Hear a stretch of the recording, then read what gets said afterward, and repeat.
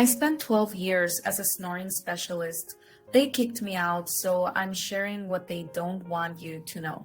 Here's a simple mix that's helped so many people sleep quietly, and it can start working in just 3 nights. 1. Boil 1 cup of water.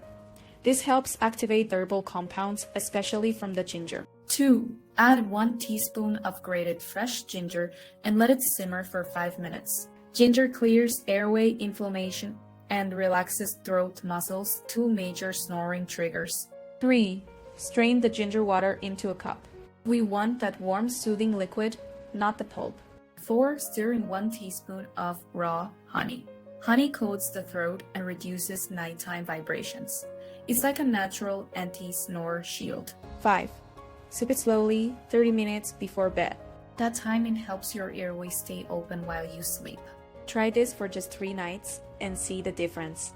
If this helps, it would mean the world to me if you like and share this video so more people can finally get some real rest.